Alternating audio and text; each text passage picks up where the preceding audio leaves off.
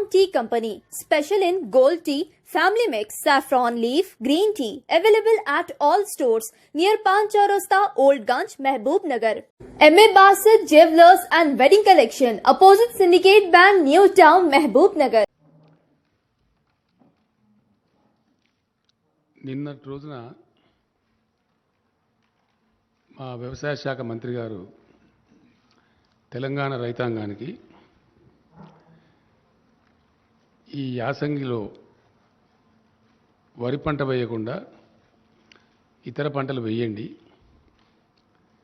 కారణం ఏమిటి అంటే ధాన్యం సేకరణ చేసేటువంటి కేంద్ర ప్రభుత్వం ధాన్యం సేకరణ మేము చెయ్యము అని కరాఖండిగా తేల్చి చెప్తున్నారు కాబట్టి నష్టపోతాము, అట్లా వద్దు అని చెప్పారు. ఇంకొక మాట కూడా సందర్భంలో వారు చాలా స్పష్టంగా చెప్పారు. తెలంగాణ రాష్ట్రం ఏర్పడిన నాడు రైతుల ఆత్మహత్యలు, చాలా కకావికలైనటువంటి వ్యవసాయం, వలసలు,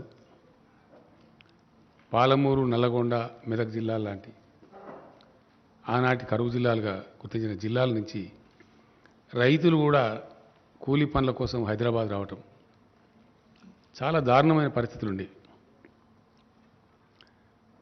టీఆర్ఎస్ పార్టీ ప్రభుత్వం అయిన తర్వాత, రాష్ట్ర సాధన జరిగిన తర్వాత ప్రజలు ఇక్కడ మాకు ఈ రాష్ట్రాన్ని తీర్చిదిద్దేటువంటి అవకాశం అధికారం రూపంలో కట్టబెట్టింది కాబట్టి ఒక స్థిరమైనటువంటి లక్ష్యంతో, నిర్ణయాత్మకమైనటువంటి పద్ధతిలో ఈ రాష్ట్రంలో గ్రామీణ ఆర్థిక వ్యవస్థను పరిపుష్టం చేయాలా, అట్లనే వ్యవసాయాన్ని స్థిరీకరించాలి, పల్లెలు చల్లగా ఉండేటట్టు చేయాలి, వృత్తి పని వాళ్ళందరికీ పనులు దొరకాలి అని ఒక అప్రోచ్ని తీసుకున్నాం. స్పష్టమైన పాలసీ. ఆ దిశలో చాలా పటిష్టమైనటువంటి బలమైన అడుగులు కూడా రాష్ట్ర ప్రభుత్వం వేసింది. అందులో మొదలుపెట్టింది అడుగంటిపోయినటువంటి భూగర్భ జలాలు పెంచడానికి, మొత్తం శిథిలమై చిక్కిపోయినటువంటి చెరువులన్నింటినీ కూడా మిషన్ కాకతీయ పేరు మీద అద్భుతమైనటువంటి చెరువులుగా తీర్చిదిద్దడం జరిగింది. ఇది యావత్ రాష్ట్ర ప్రజానికానికి తెలుసు. ఆ తదనంతరం చాలా అస్తవ్యస్తంగా, లోపభూయిష్టంగా, ఎప్పుడు వస్తుందో ఎప్పుడు పోతుందో తెలియనటువంటి కరెంటును పూర్తిగా సంస్కరించి అనేక పెట్టుబడులు పెట్టి 24 గంటలు అన్ని రంగాలకు భారతదేశంలో మరే రాష్ట్రంలో లేని విధంగా వ్యవసాయానికి కూడా 24 hours clean power supply, very clean power, standard power, quality పవర్ను కూడా సప్లై చేసినాం. అది మాత్రమే సరిపోదు అనే ఆలోచనతో పెట్టుబడులకు కూడా చిన్న చిన్న రైతాంగం, ఇక 93% పైబడి సన్న చిన్నకారు రైతులు ఉన్నారు కాబట్టి ప్రపంచంలో ఎక్కడ లేదు, ఇండియాలో కాదు, రైతు బంధు అనేటువంటి పథకాన్ని తెచ్చి మొదట పంటకు 4,000తో ప్రారంభించి దాన్ని 5,000కు పెంచి ఎకరానికి 10,000 రూపాయలు పెట్టుబడి కోసం ఒక సంవత్సరంలో ఇచ్చే ప్రభుత్వం ఒకటే ఒక ప్రభుత్వం ఇండియాలో, తెలంగాణ ప్రభుత్వం. అట్లాగే రైతులు చితికిపోయినారు కాబట్టి, బ్రతుకులు ఆగమైనవి కాబట్టి, చిన్న రైతులు పాపం చనిపోతే ఆ కుటుంబాలు రోడ్డున పడతాయి కాబట్టి అక్కడ కూడా ఇబ్బంది రావద్దని చెప్పి దాదాపు 1300-1400 కోట్లు యావత్తు రైతాంగం యొక్క ప్రీమియం కూడా ప్రభుత్వమే చెల్లిస్తూ ఒక పైసా కూడా రైతు మీద భారం లేకుండా రైతు బీమా పథకాన్ని కూడా తెచ్చినాం. ఇది కూడా unique scheme in the world. ఆ రోజు ఆయన ఎల్ఐసి చైర్మన్ గారే చెప్పారు, Telangana state is the largest customer of LIC అని చెప్పి ఆ చైర్మన్ గారే బాహాటంగా హెచ్ఐసిలో సభలో చెప్పినారు. ఇట్లాంటి ఇంకా అనేక చర్యలు. ఆ కాలంలో విత్తనాలు సరిగ్గా దొరికేటివి కావు, విపరీతమైన కల్తీ విత్తనాలు ఉండేటివి. మొత్తం భారతదేశంలో కేంద్రాన్ని కొన్ని నెలల పాటు కొట్లాడి ఒప్పించి పీడీ యాక్ట్, కల్తీ విత్తనాల అమ్మిల మీద పీడీ యాక్ట్ ఉన్న ఒకే ఒక రాష్ట్రం తెలంగాణ, ఇండియాలో ఎక్కడ లేదు. అది కూడా మమ్మల్ని చాలా సతాయించింది కేంద్రం. అది ఏమంటే అనేక నెలలు పోరాటం చేసి కేంద్రాన్ని ఒప్పించి కల్తీ విత్తనాలు అమ్మిన వాళ్ళ మీద పీడీ యాక్ట్ తెచ్చిన ఒకే ఒక రాష్ట్రం ఇండియాలో. ఇది రైతాంగం యొక్క శ్రేయస్సును కోరుకోలేదు. ఎరువులు అసలు దొరికేటి కావు. తెలంగాణ ఏర్పడక ముందు రైతాంగానికి ఎరువులు కావాలంటే రోజుల తరబడి లైన్లలో ఉండటం, అక్కడ గలాటాలు కావటం, చివరికి పోలీస్ స్టేషన్లలో ఎరువు బస్తాలు పెట్టిన అమ్మిన పరిస్థితులు కూడా మనం చూసినాం. రైతులు చూసినది అందరి గమనంలో ఉంది, అందరికి తెలిసిన విషయం. ఆ రోజు మొత్తం వాడినటువంటి ఎరువులలో ఈరోజు 3 ఫోల్డ్స్ పెరిగిపోయింది. అప్పటికిప్పటికి 3 రెట్లు ఎక్కువ పెరిగింది. దాదాపు 50-55 లక్షల టన్నుల 2 పంటలకు కలిపి ఎరువుల వాడకం జరుగుతూ ఉంది. ఆ రోజు కేవలం 13-14 లక్షలు ఉంటేనే పోలీస్ స్టేషన్లో పెట్టి అమ్మించారు. కానీ కేంద్రాన్ని ఒప్పించి, ఆయన ఇప్పుడు లేరు పాపం, చనిపోయినారు, అనంతకుమార్ గారు అని మినిస్టర్ ఉండేప్పుడు, వాళ్ళని ఒప్పించి మాకు సమ్మర్లో ఇవ్వండి, ఎవరు తీసుకున్నప్పుడు మేము తీసుకుంటామని చెప్పి వాటిని పెట్టడానికి గోడౌన్లు కూడా నిర్మాణం చేసి అగమేఘాల మీద అది కూడా పునరుద్ధరించి మంచి విత్తనాలు అందుబాటులోకి తేవడం, ఎరువులు అందుబాటులోకి తేవడం, మిషన్ కాకతీయ ద్వారా చెరువుల పునరుద్ధరణ చేసి భూగర్భ జలాలు పెంచడం, 24 గంటలు క్వాలిటీ పవర్ సప్లై చేయడం, పెట్టుబడికి రైతు బంద్ చేయడం, దురదృష్టవశాత్తు రైతు చనిపోతే రైతు బీమా ఇవ్వడం, ఇట్లాంటి చర్యల వల్ల అద్భుతమైనటువంటి వ్యవసాయ స్థిరీకరణ జరిగింది. జరిగి దాని మీద ఈరోజు కరోనా లాంటి విపత్కర పరిస్థితి వస్తే 100% ధాన్యాన్ని ప్రతి గ్రామంలో దాదాపు 6,000 పైచీలకు కొనుగోలు కేంద్రాలు ఏర్పాటు చేసి రైతులు మార్కెట్కు రాకుండా ఒక దగ్గర జమ కాకుండా నెలల తరబడి, అనేక నెలల తరబడి ధాన్యాన్ని కూడా సంపూర్ణంగా కొనుగోలు చేసిన ఒకే ఒక్క రాష్ట్రం ఇండియాలో ఇలా తెలంగాణ. అంటే రైతులను కడుపులో పెట్టుకొని వాళ్ళని చాదాలని, వాళ్ళని ఒక లైన్లో పెట్టాలని అద్భుతమైనటువంటి కృషి చేసి లైనప్ చేసింది టీఆర్ఎస్ గవర్నమెంట్. ఇది జరిగిన చరిత్ర మీకు తెలుసు, అందరికీ తెలుసు, ప్రజలకు కూడా తెలుసు. అందరు రైతుల స్వానుభవంలో ఉన్నటువంటి మాట ఇది, వాళ్ళ సొంత అనుభవంలో ఉన్న మాట. గత 7 ఏళ్ల కింద ఎట్లా ఉండే, ఈరోజు ఎట్లా ఉన్నది ప్రతి రైతుని ఎవరినంటే చెప్తారు. ఇది జరిగింది. ఈ సందర్భంలో ఒక మాట ఇక్కడ చెప్పాల్సిన అక్కర్నది. భారత రాజ్యాంగ నిర్మాతలు ఆహార కొరత దేశంలో సంభవించినప్పుడు ప్రజలకు ఆహార కొరత రాకుండా చూసేటువంటి బాధ్యతను కేంద్రం మీద పెట్టారు. అందులో నుంచి పుట్టుకొచ్చిందే food corporation of India. Food corporation of ఇండియాకు దేశవ్యాప్తంగా ఆల్మోస్ట్ అన్ని, దేశంలో ఎన్ని తాలూకా సెంటర్లు ఉన్నాయో అన్ని తాలూకా సెంటర్లలో సైంటిఫిక్ గోడౌన్స్ ఉంటాయి.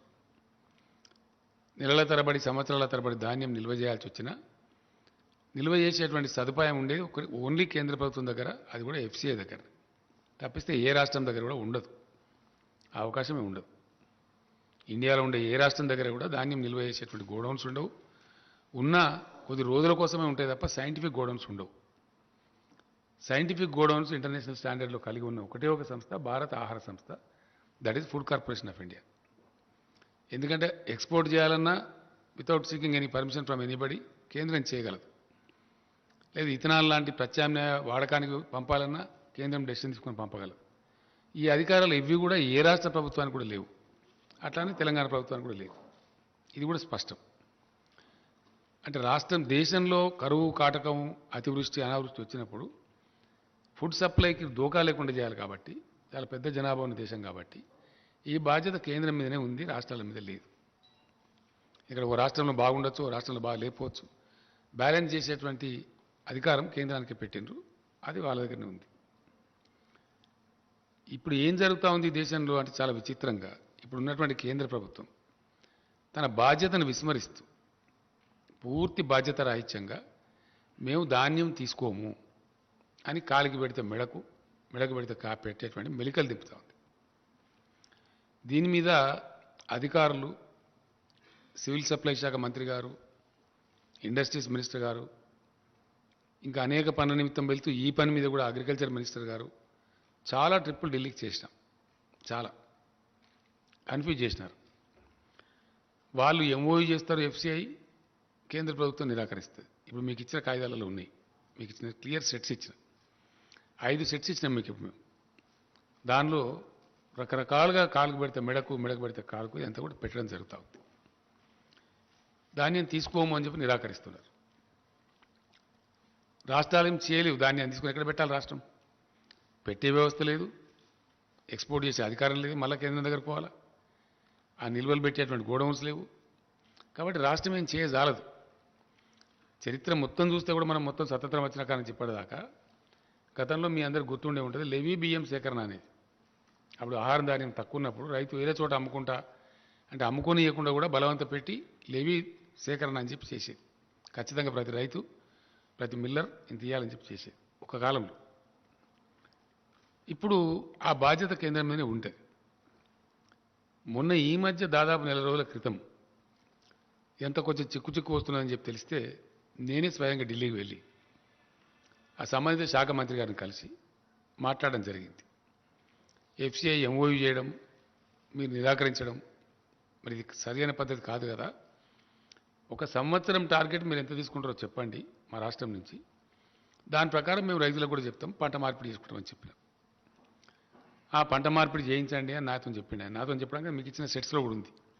3 times క్లియర్గా పంట మార్పిడి చేయించండి, పంట మార్చండి, మార్చిన పంట రైతులు వేస్తే వాళ్ళకి ఇన్సెంటివ్ కూడా ఇవ్వండి అని చెప్పి కూడా రాశారు. క్లియర్ మీకు ఇచ్చిన సెట్స్లో ఉంది, తీసుకోమని చెప్పి. ఇక్కడ ఇంకో విచిత్రమైన పరిస్థితి ఏంటంటే ఈ బియ్యం, దీనికి ఒక చిన్న కథ ఉన్నది, ఇది ప్రజలకు తెలియాలి కాబట్టి నేను చెప్తా ఉన్నాను. ఏంది కథ అంటే వర్షాకాలంలో పండే పంటనేమో తక్కువ టెంపరేచర్ ఉన్నప్పుడు పంట చేతికి వస్తుంది. అప్పుడు దానికి నూకలు కావు, మిల్లర్స్ కూడా ప్రాబ్లం ఉండదు. తెలంగాణ ప్రాంతంలో యాసంగిలో పండే పంట ఏదైతే ఉంటుందో అది ఫిబ్రవరి 20 తర్వాత ఫ్లవరింగ్ అంటే ఈంతేనే ధాన్యం వస్తుంది, లేకపోతే తాళైపోతుంది. ఫిబ్రవరి 20 తర్వాత న్యాచురల్గా మన దగ్గర టెంపరేచర్స్ పెరుగుతాయి. మార్చ్ ఏప్రిల్ దాకా వరి కోతలు జరుగుతాయి. అప్పుడు 35 degrees దాటిపోతుంది. అప్పుడు ఏమైందంటే నూక అయిపోతుంది. ఆ నూక కావద్దు, ఎక్స్పెక్టెడ్ అవుట్ టర్న్ రావాలి అంటే దేశంలో కొన్ని రాష్ట్రాలలో బాయిల్డ్ రైస్ వినియోగం ఉంది కాబట్టి దాన్ని బాయిల్ చేసి మిల్లర్స్ తయారు చేసి ఇస్తారు. పబ్లిక్ డిస్ట్రిబ్యూషన్ సిస్టమ్ కింద కంట్రోల్ బియ్యం ఇచ్చేది ఏదైతే ఉంటుందో కేంద్ర ప్రభుత్వమే అన్ని రాష్ట్రాలకు కేటాయిస్తుంది కాబట్టి వాళ్ళు బాయిల్డ్ రైస్ తీసుకునేది యథావిధిగా రాష్ట్రాలకు పంపించి వాళ్ళు దాన్ని తీసుకోమని నిరాకరిస్తున్నారు. అంటే తెలంగాణలో యాసంగి వరి పంట అంటే బాయిల్డ్ రైసే, మామూలు రైస్ రాదు. వస్తే చాలా తగ్గిపోతుంది. వర్షాకాలందేమో రా రైస్ వస్తుంది, కానీ దీనిలో రాదు. యాసంగిలో వరి పంట అంటే డెఫినెట్గా బాయిల్ చేయాల్సి వస్తుంది మ్యాక్సిమం. రా రైస్ పడితే ఏమైందంటే నూక ఎక్కువైపోయి బియ్యం % తగ్గిపోయి అది గిట్టుబాటు కాదు, అందువల్ల చెయ్యరు. దాన్ని దృష్టిలో పెట్టుకొని కేంద్రం తీసుకొని అంటున్నది. గత సంవత్సరం ఏం చేసినారు మీకు ఇచ్చిన దానిలో ఉంది, మీరు 80% బాయిల్డ్ రైస్ ఇవ్వండి, 20% మామూలు రైస్ ఇవ్వండి, మేము తీసుకుంటాం, అన్లిమిటెడ్ క్వాంటిటీ తీసుకుంటామని చెప్పి ఇక్కడ ఉండబడే ఎఫ్సిఐ జనరల్ మేనేజర్ ఆయన మన సివిల్ సప్లైస్ కమిషనర్ గారికి లెటర్ ఇచ్చాడు. 50 లక్షల టన్నుల బాయిల్డ్ రైస్కు ఒప్పందం చేసి ఇచ్చారు. ఆ లెటర్ కూడా ఉంది, మీకు ఇచ్చిన దానిలో ఉంది. కానీ తీరా అయింది ఒక 24 లక్షల టన్నులు తీసుకొని మిగతాది మేము తీసుకోమని మెలకబెట్టారు. నేను మొన్న వెళ్ళినప్పుడు మీరు తీసుకోమంటే మరి మేము ఇప్పుడు ఏం చేయాలా? ఆ ధాన్యం ఎటు పోవాలా? మాకేం వ్యవస్థ లేదు. ఎట్లా ఉంటుంది అంటే మీరు భవిష్యత్తులో మాకు బాయిల్డ్ రైస్ ఇవ్వము అని రాతపూర్వకంగా ఇవ్వండి, ఇన్ రైటింగ్ ఉన్నది, మీకు ఇచ్చిన లెటర్లో ఉంది, ఇన్ రైటింగ్ ఇవ్వండి, ఇస్తేనే మీ దగ్గర ఇప్పుడు ఉన్నది తీసుకుంటాం, లేకపోతే తీసుకోం. ఆ విధంగా చెప్పారు. అప్పుడు ఏం చేస్తాం మనం? ఆ రైస్ పోవాలి కదా, అది వేల కోట్ల రూపాయల వ్యవహారం. డబ్బులతో మరి పెట్టి రైతులకు డబ్బులు ఇచ్చేసినాం, బ్యాంకులో ఇంట్రెస్ట్ పడతా ఉంటుంది. కాబట్టి దాన్ని ఏం చేసినామంటే రైటింగ్ రాసి ఇచ్చినాం ఆయన బలవంతం. కాబట్టి అక్కడికి ఇంకొక 5 లక్షల టన్నులు తీసుకోలే. మొదలు 24 లక్షల టన్నులు, తర్వాత మళ్ళీ 20 లక్షల టన్నులే తీసుకున్నారు. ఇంకొక 5 లక్షల టన్నులు ఇప్పుడు మిగిలింది. ఇది గత యాసంగి వడ్లే, దాని సంగతి ఇంకా తేల్చలేదు కేంద్రం, వాళ్ళ దగ్గర పెండింగ్ ఉంది ఆ ఇష్యూ. నేను చెప్పి వచ్చినా ఆయన మంచిగా పరిశీలించి చేస్తా అని చెప్పిండు, అది అక్కడ పెండింగ్ ఉంది. అదొక భాగం. దాని సంగతి ఏందని తెలియదు. రెండవ భాగం, ఈ సంవత్సరానికి ఎంత ఇస్తారో చెప్పండి అని అడిగినాం. ఆ టీకా మై బాత్ మే బాత్ కర్తా, నేనే ఐసా నహీ హోతా, నేను ఉంటా, నేను ఇదే పనిగా వచ్చిన కాబట్టి నేను రేపు కూడా ఉంటా, మీరు పిలవండి, మీ సెక్రటరీని పిలవండి, మీ ఎఫ్సిఐ వాళ్ళని పిలవండి, అందరి ముందు నేనే ఉండి మాట్లాడతాను చెప్పాను. ఇది మాకు స్పష్టమైన అవగాహన కావాలి, కన్ఫ్యూజన్లు పనికిరాదని చెప్పి తెల్లారి సమావేశం పెట్టారు. పెట్టిన తర్వాత మంత్రి ఏమంటారంటే మేము ఇంత తీసుకునే పరిస్థితి లేదు, కాబట్టి ఎంతో కొంత నిర్ణయం చేసి మీకు తెలియజేస్తాం, మీకు కమ్యూనికేట్ చేస్తామని చెప్పారు. ఈ రోజు వరకు ఎంత తీసుకుంటామనేది వాళ్ళు చెప్పలే.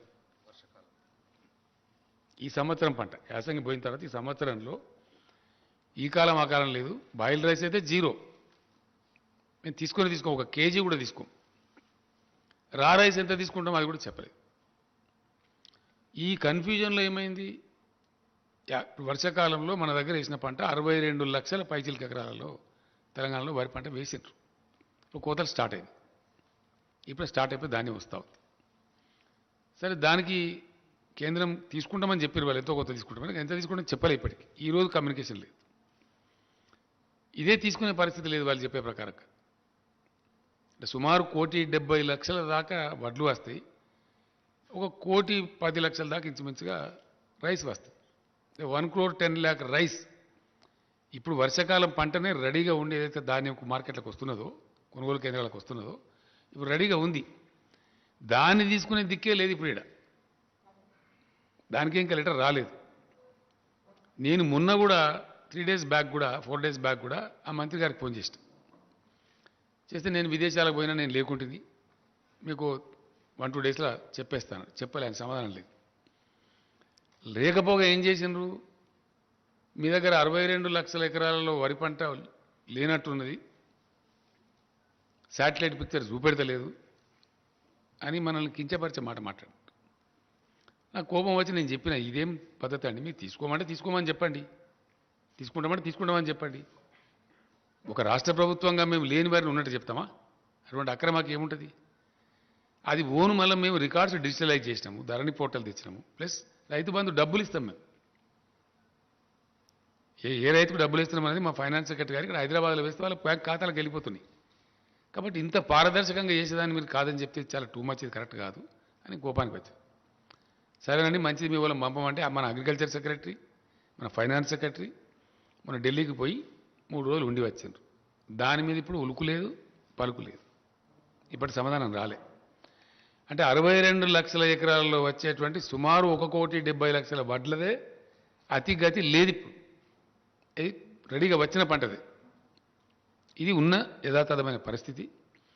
దీని మీద వాళ్ళు ఎట్లా మాటలు మార్చినరో, ఎట్లా లెటర్లు ఇచ్చినరో, ఇవన్నీ కూడా ఇప్పుడు మీకు నేను 5 sets ఇచ్చిన, దానిలో హైలైట్ కూడా చేసినాం మేము. ఎస్ వస్తుంది ఇప్పుడు ఆటోమేటిక్గా, దానికే ఇప్పుడు ఏం లేదు. ఇది ఈ విధంగా ఉంది.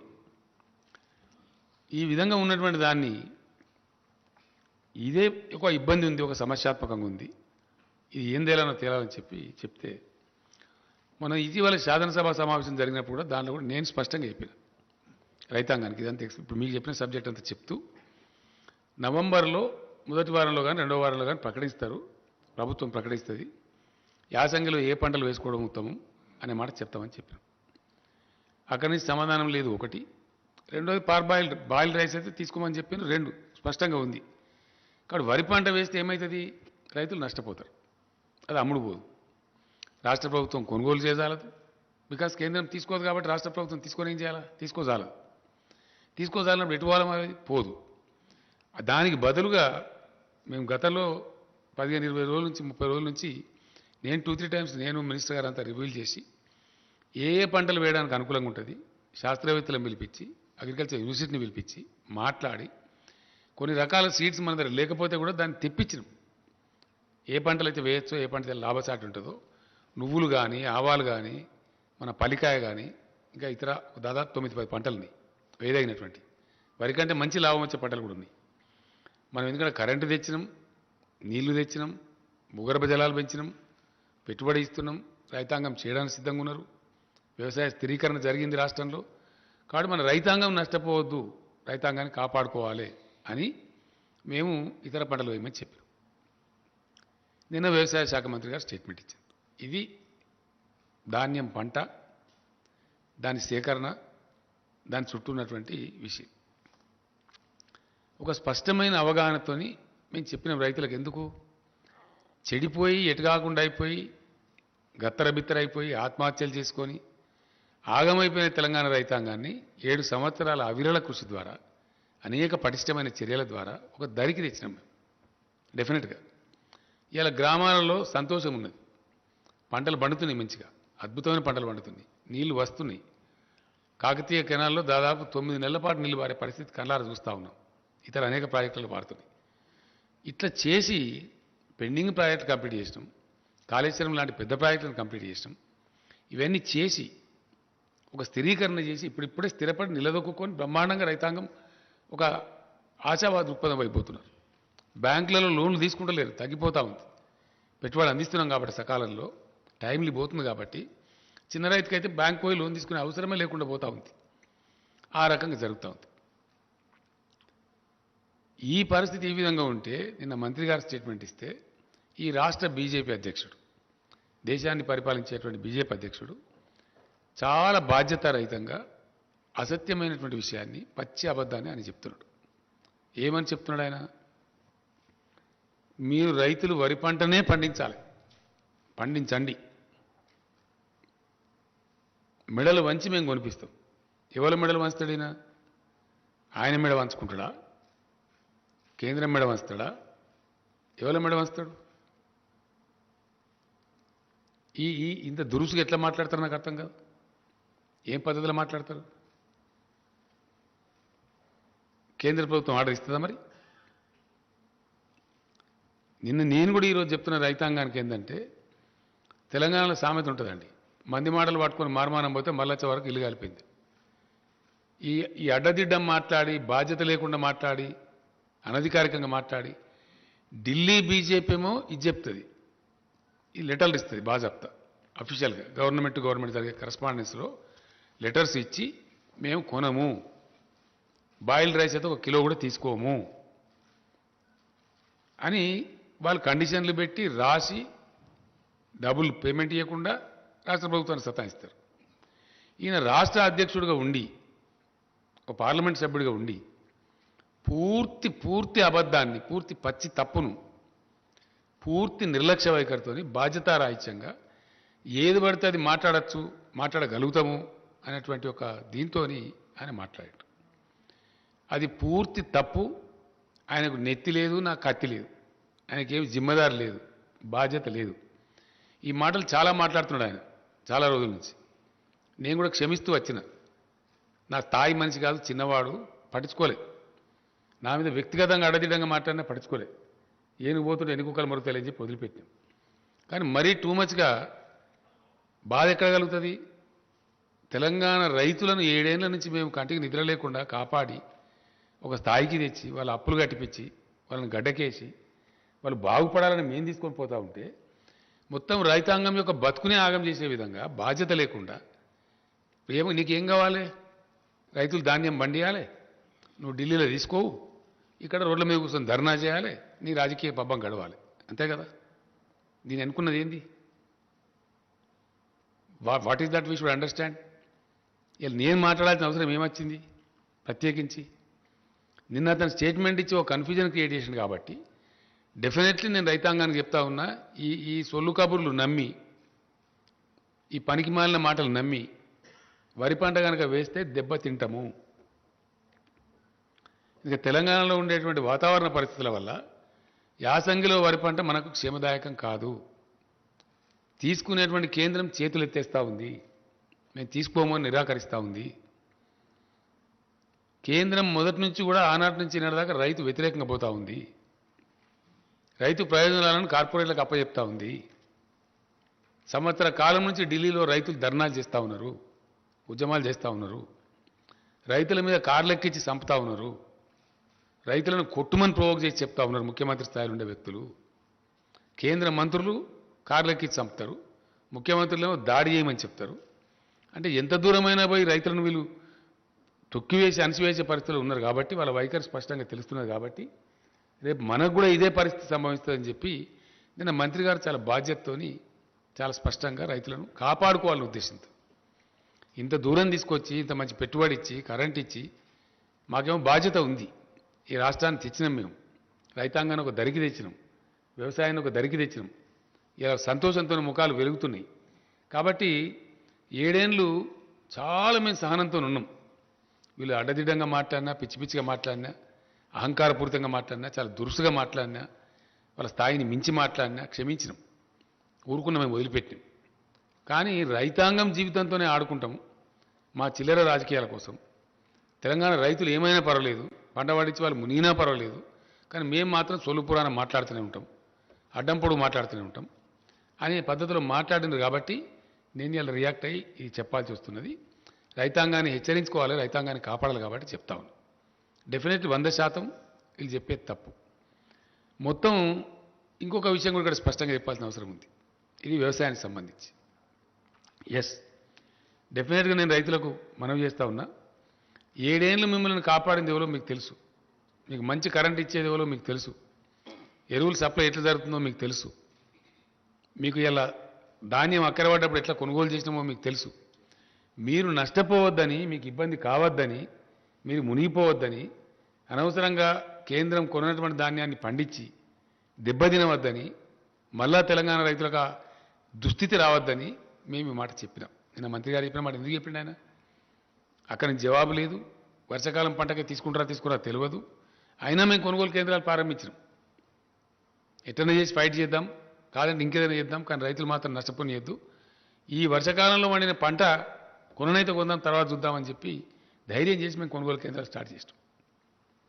కొనుగోలు కేంద్రాలు పెట్టాలని ధర్నా చేస్తారు వీళ్ళే, ఎక్కువ పెట్టాలని చెప్పి. ఢిల్లీలో ధాన్యం కొనరు వీళ్ళే. మళ్ళీ ఇప్పుడు యాసంగిలో పంట ఏమని చెప్పి బాధ్యతారహితంగా చెప్తారు వీళ్ళే. అంటే ఏంది ఇది? దీన్ని ఎట్లా అర్థం చేసుకోవాలా? ఇది బాధ్యత కలిగిన ముచ్చటేనా మాట్లాడే? ప్రతి విషయంలో కూడా ఇదే మోసం, ప్రతి మాటలో కూడా ఇదే ఒక అహంకారంతో కూడుకుని ముచ్చట. చాలా చూసినాం ఇట్లా. పెట్రోల్ డీజిల్ ధరలున్నాయండి. పెట్రోల్ డీజిల్ ధరలు అద్భుతమైనటువంటి పద్ధతిలో అబద్ధం చెప్పింది కేంద్ర ప్రభుత్వం. ఎస్, 14లో వీళ్ళు అధికారానికి వచ్చిన నాడు క్రూడ్ ఆయిల్ ధర ఇంటర్నేషనల్ మార్కెట్లో $105.52 ఉంది, US డాలర్స్. $105.52. ఇవాళ క్రూడ్ ఆయిల్ ధర $83 ఉంది. బీజేపీ అధికారంలోకి వచ్చిన 2014 నుంచి నేటి వరకు ఏ ఒక్క సంవత్సరం కూడా 105ను మించి పోలే. $105 దాటలే ధర. మనందరికీ తెలిసి మనం వార్తలు చూసినాం. ఆయిల్ ప్రైజెస్ క్రాష్ అయిపోయి $30 పోయింది ఒకసారి, అయితే $30 పోయింది. బ్రెజిల్ దేశం దెబ్బతిన్నది, రష్యా ఎకానమీ దెబ్బతిన్నది, అవన్నీ కూడా మనం చూసినాం. అయినా వీళ్ళు అంతర్జాతీయ విపణిలో పెరిగింది అని అబద్ధం చెప్పి మోసం చేసి 2 మోసాలు చేసిండ్రు కేంద్ర ప్రభుత్వం. ఒకటి, పెరగని అంతర్జాతీయ ధరలు పెరిగినాయి అని అబద్ధం చెప్పిన ప్రజలకు, దేశానికి. నెంబర్ 1. నెంబర్ 2, పెంచే పద్ధతి వాస్తవానికి ఏంటంటే సుంకం పెంచాలి, అది పెంచకుండా దాన్ని సెస్ రూపంలో కన్వర్ట్ చేశారు రాష్ట్రాల వాటా ఎగ్గొట్టడానికి. ట్యాక్స్ రూపంలో కలెక్ట్ చేస్తే, ట్యాక్స్ పెంచి చేస్తేనేమో ఆటోమేటిక్గా డివైజ్ పూల్లోకి పోతుంది. రాష్ట్రాలకు 41% వాటా ఇవ్వాలి. రాష్ట్రాల వాటా ఎగ్గొడుతూ, రాష్ట్రాల నోరు కొడుతూ దాని పేరు సెస్ కింద మార్చి సెస్ వసూలు మొదలుపెట్టారు. లక్షల కోట్ల రూపాయలు, అనేక లక్షల కోట్ల రూపాయలు. ఇలా ఏపీ చీఫ్ మినిస్టర్ గారు అయితే పేపర్లో ఒక అడ్వర్టైజ్మెంట్ ఇచ్చిండ్రు. చేసి ఏం చేసిండ్రు? భయంకరంగా పెంచేసిండ్రు. ఆ రోజు ₹77 పెట్రోల్ ధర ఉంటే $114.49 చేసిండ్రు. ₹77 నుంచి $114 చేసింది పెట్రోల్ ధర. డీజిల్ ధర ₹68 ఉంటే $107 చేసిండ్రు. ₹107.40 చేసి ఈ పెరుగుదల మీద వచ్చిన మొత్తం డబ్బు రాష్ట్రాల నోరుగొట్టి వాళ్ళే తీసేసుకున్నారు, సెస్ రూపంలో మార్చేసి, ట్యాక్స్ రూపంలో పెట్టకుండా. ఇటు రైతులకు, ప్రజలకు మోసం, ప్రజల మీద భారం వేయడం, అబద్ధాలు చెప్పి వేయడం, అంతర్జాతీయ మార్కెట్లో పెరగకపోయినా కానీ పెరిగిందని చెప్పడం, పచ్చి తప్పు, పచ్చి మోసం, ప్రజలను మోసగించడం. రెండవది, రాష్ట్రాల వాటా ఎగ్గొట్టడం సెస్ రూపంలోకి మార్చి. ఈ 2 పనులు చేసి పెంచి ఇప్పుడు ఏం జరిగింది? మొన్న జరిగిన ఉప ఎన్నికలలో ప్రజలు తీవ్రంగా రియాక్ట్ అయ్యారు, కొట్టిండ్రు. ఇప్పుడు 4 రాష్ట్రాల ఎన్నికల్ని అక్కడి కోసం కంటి తుడుపు చర్య కింద ఐవాష్ కింద ఒక ₹5 పెట్రోల్ మీద, డీజిల్ మీద ఎంత ₹10 తగ్గించి ఇదేదో మేము ఘనకార్యం చేసినాం. పెంచింది కొండంతా, తగ్గించింది పిసరంత. కొండంత పెంచి పిసరంత తగ్గించి, ఇంకా ఈ గొప్పతనానికి మేము చేసిన గొప్పతనానికి, మేము చేసిన మోసానికి మీరు రాష్ట్రాలు కూడా తగ్గించండి. మేము ధర్నాలు చేస్తాం. ఎవరు ధర్నా చేయాలా? ధర్నా మీరు చేయన్నా, మేము చేయన్నా? నేను ఇప్పుడు డిమాండ్ చేస్తా ఉన్న కేంద్ర ప్రభుత్వాన్ని, ఈ రాష్ట్ర బీజేపీని, సెస్ విత్డ్రా చేసుకోండి మొత్తం. కమాన్ విత్డ్రా ద సెస్. ₹105 దాటనే లేదు. ప్రజల మీద భారం వేయద్దంటే, మీకు ప్రజల మీద ప్రేమ ఉంటే డెఫినెట్గా మీరు ₹77 పెట్రోల్ ఇచ్చేయాలి. 2014 రేట్కి ఇవ్వచ్చు. పెరగలే, మీరు పెంచారు. ప్రజల మీద మీరు భారం వేశారు.